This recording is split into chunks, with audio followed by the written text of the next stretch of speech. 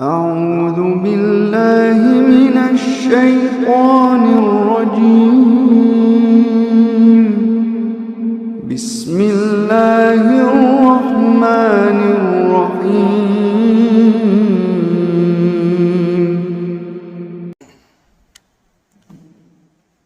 دیکھیے قرآن میں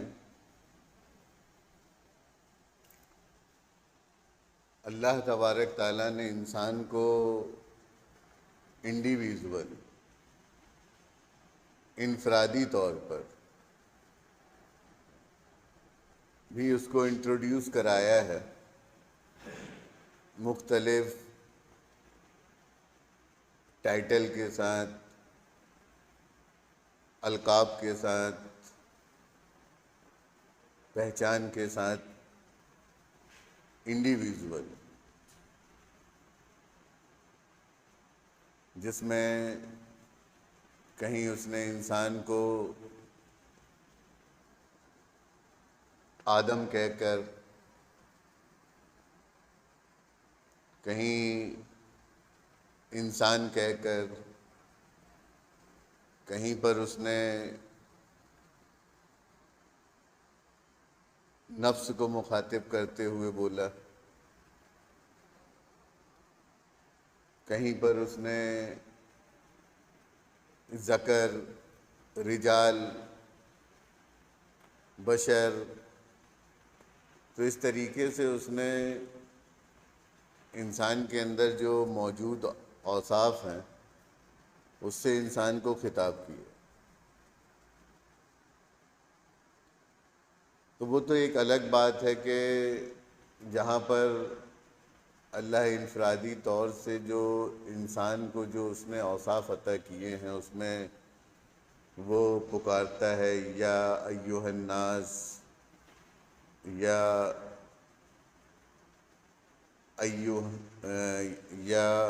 ایھۃ النفس،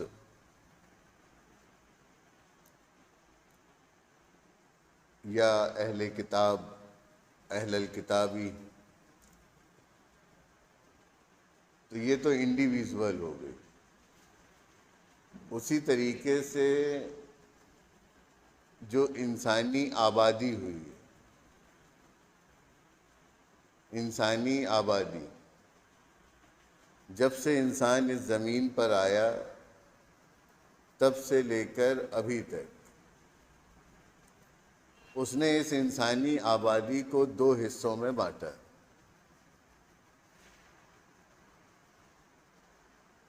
اور جس کا جو سینٹرل ایرا ہے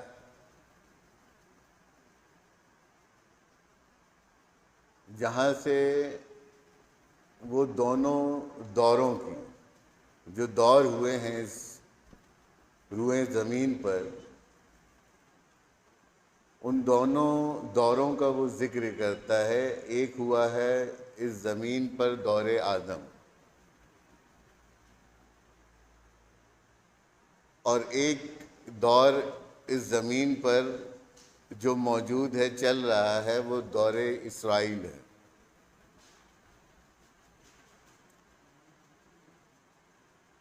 اور یہ دونوں کو سینٹرلائز نوح علیہ السلام پر کیا گیا۔ تو نوح علیہ السلام کو ان دونوں دوروں کے جو ایج آف آدم ہے اور ایج آف اسرائیل، اس کو نوح علیہ السلام سے سینٹرلائز کیا گیا ہے، الا یہ کہ ڈیفائن کیا گیا۔ تو ایک دور کو اس نے نوح کے پہلے بتایا ہے اور ایک دور کو نوح کے بعد بتایا ہے۔ تو نوح کے پہلے کا جو دور ہے وہ جو نوح علیہ السلام کے دور میں جو زمین پر جو پانی کا سیلاب آیا، اس سیلاب کے پہلے کا دور ہے، پہلے کا وقت ہے، اور اس وقت میں موجود جو آبادی تھی، جو سویلائزیشن تھی، جو کلچر تھا، جو سبھیتا تھی، جو معاشرت تھی، اس کو خطاب بنی آدم کہہ کے کیا ہے، اور سیلاب کے بعد جو لوگ بچے، جن کی جانیں بچیں، اور جو اس کے بعد آباد کیے گئے، اس کو دور اسرائیل، بنی اسرائیل کہہ کے خطاب کیا ہے، بتایا ہے۔ تو یہ بات پہلے ہم ذہن میں رکھیں کہ اس زمین میں جو انسانی آبادی ہے اس کا ذکر دو حصوں میں کیا گیا ہے۔ ایک حصہ اس کا آدم، بنی آدم کا ہے، اور دوسرا حصہ اس کا اسرائیل، بنی اسرائیل کا ہے۔ اور یہ دونوں کڑیاں جا کر نوح علیہ السلام سے جڑی ہوئی ہیں، پہلے اور بعد میں۔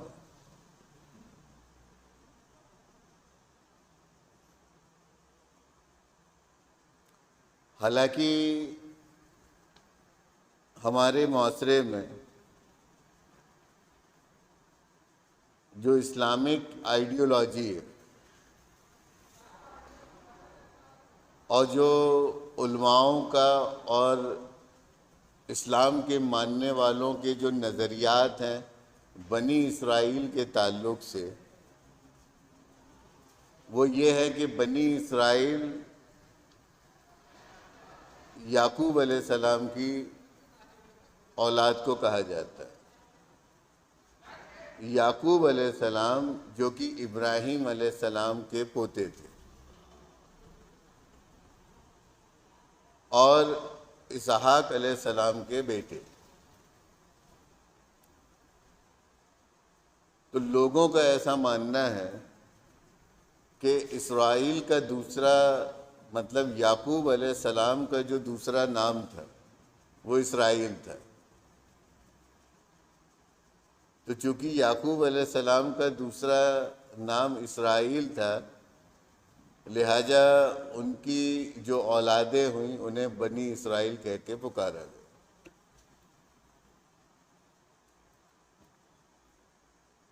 اور کسی سے بھی اگر آپ پوچھیں گے کہ بنی اسرائیل کون ہے، مطلب کس کی اولاد ہے، تو بے جھجک ان کے منہ سے نکلے گا کہ یہ یعقوب علیہ السلام کی اولاد۔ تو یہ نظریہ تو ذریت کے تعلق سے ہے کہ بنی اسرائیل کس کی ذریت ہے۔ تو یہ غلط فہمی، غلط نظریہ، یا یوں کہا جائے کہ ایک جھوٹا علم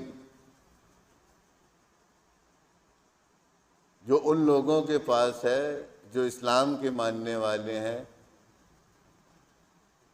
یا یہودیوں میں سے ہیں یا عیسائیوں میں سے، ان کا ماننا یہ ہے کہ یہ اسرائیل کی اولاد ہے، جن کو بنی اسرائیل کہا جائے۔ دوسرا نظریہ یہ ہے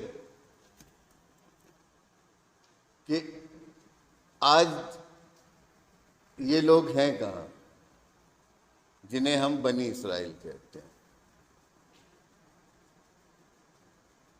تو چونکہ لوگ انہیں یعقوب کی اولاد سمجھتے ہیں، بنی اسرائیل کو، اور یہ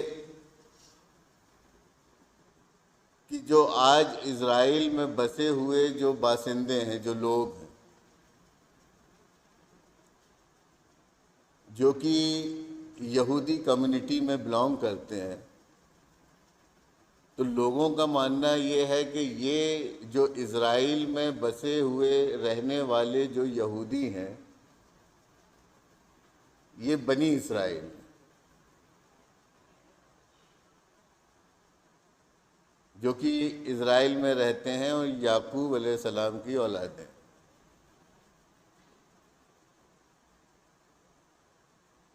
اور علاوہ اس کے لوگوں کا یہ ماننا ہے کہ قرآن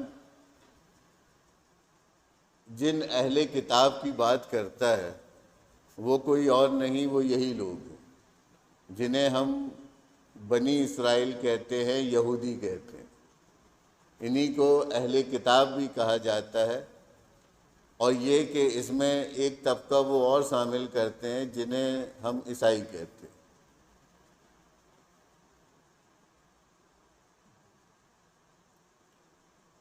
تو انہیں اہل کتاب بھی کہا جاتا ہے۔ حالانکہ قرآن اس بات کی تائید نہیں کرتا ہے، اور نہ ہی اس بات کی قرآن سے تصدیق ہوتی ہے کہ یعقوب علیہ السلام کا کوئی دوسرا نام بھی تھا جسے ہم اسرائیل کہتے ہیں، اور نہ ہی یعقوب علیہ السلام کی اولاد بنی اسرائیل،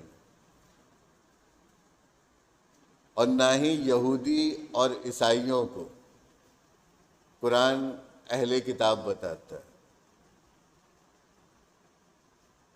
اور نہ قرآن یہ بتاتا ہے کہ اسرائیل میں رہنے والے لوگ بنی اسرائیل۔ یہ سب وہ نظریات ہیں جو انسانی قلم سے لکھے گئے، گڑھے گئے۔ جیسا کہ قرآن کہتا ہے فَوَيْلٌ لِّلَّذِينَ يَكْتُبُونَ الْكِتَابَ بِأَيْدِيهِمْ، کہ خرابی ہے ان لوگوں کی جو اپنے ہاتھوں سے کتاب لکھتے ہیں۔ تو خرابی ہے ایسے لوگوں کی جو اپنے ہاتھوں سے کتاب لکھتے ہیں یا کتب کرتے ہیں، مطلب آپ سمجھو کہ وہ کتاب لکھنا، کتب کرنے کا مطلب ہوتا ہے کہ ہم کائنات اور کائنات سے جڑے کسی حقائق کو، جس کا تعلق تخلیق سے ہے، کریشن سے ہے، اس کو پیش کر رہے ہیں۔ اور یہ کہ وہ کہتے ہیں کہ ثم یقولون ھذا من عند اللہ، کہ ایک تو وہ اپنے ہاتھوں سے لکھتے ہیں، الا یہ کہ وہ اپنے نظریات، اپنے خیال، اپنی سوچ کو لکھتے ہیں، جسے کتاب قرار نہیں دیا جا سکتا۔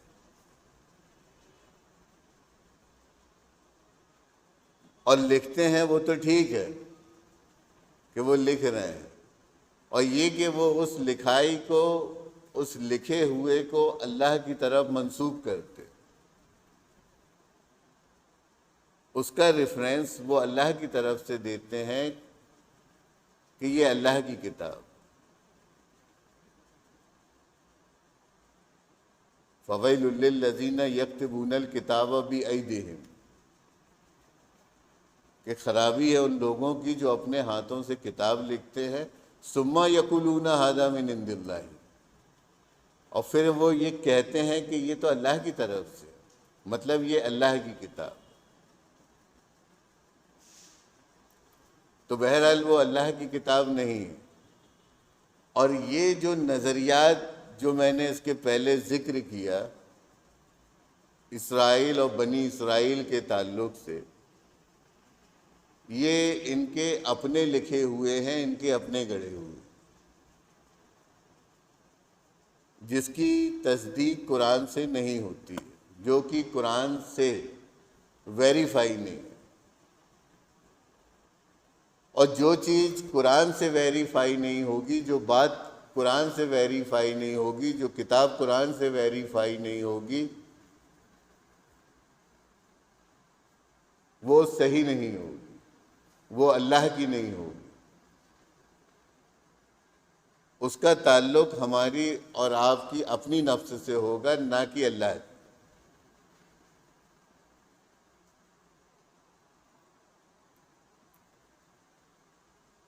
اب یہ کہ اگر آپ ان سے پوچھو کہ آپ کس بنا پہ کہہ رہے ہیں کہ یعقوب علیہ السلام کا دوسرا نام اسرائیل تھا، تو اس کی ان کے پاس کوئی دلیل نہیں۔ اور افسوس کی بات یہ ہے کہ آج ہمارے جو علماء حضرات ہیں وہ بھی اسی بات کو مان رہے ہیں کہ یعقوب علیہ السلام ہی اسرائیل تھے، انہی کا نام اسرائیل تھا، اور انہی کی اولادوں کو بنی اسرائیل کہا جاتا ہے۔ اور جب ان سے بھی پوچھا جاتا ہے کہ آپ اس کی دلیل پیش کریں، کوئی ایک آیت بتائیں قرآن سے جو اس بات کی تصدیق کرتی ہو کہ یعقوب علیہ السلام کا نام اسرائیل تھا، تو اس میں کوئی ایک آیت نہیں ملے گی۔ اور اس نظریے کو اسلام کے اندر موجود جو فرقے ہیں، جو جماعتیں ہیں، وہ بھی اس نظریے کو لے کر ڈھو رہی ہے۔ کسی بھی جماعت میں اگر آپ جاتے ہیں اور وہاں کے ذمہ داروں سے، وہاں کے علم والوں سے اگر پوچھتے ہیں آپ بنی اسرائیل کے بارے میں، تو وہ یہی بتائیں گے کہ یعقوب علیہ السلام۔ لیکن جب ان سے آپ اس کی دلیل مانگیں گے، کوئی ایک آیت مانگیں گے، پوچھیں گے کہ آپ آیت بتائیں، تو سارے ریفرنس وہ قرآن کے باہر کے دیں گے، کتاب کے باہر کے دیں گے۔ وہ ان کتابوں سے دیں گے جو انسانوں نے اپنے ہاتھوں سے لکھی ہے، قرآن سے نہیں دیں گے۔ اور دیں گے بھی کہاں سے کہ قرآن میں ہے ہی نہیں۔ تو چونکہ بات بنی اسرائیل کی ہے، تو ہمیں سب سے پہلے اس چین کو، اس ذریت کو، یہ جو آف اسپرنگ ہے،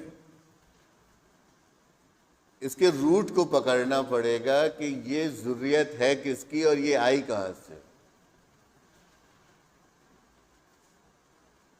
تب ہم پر یہ واضح ہوگا، کلیئر ہوگا کہ بنی اسرائیل کون ہے، اور قرآن نے بنی اسرائیل کہا کس کو۔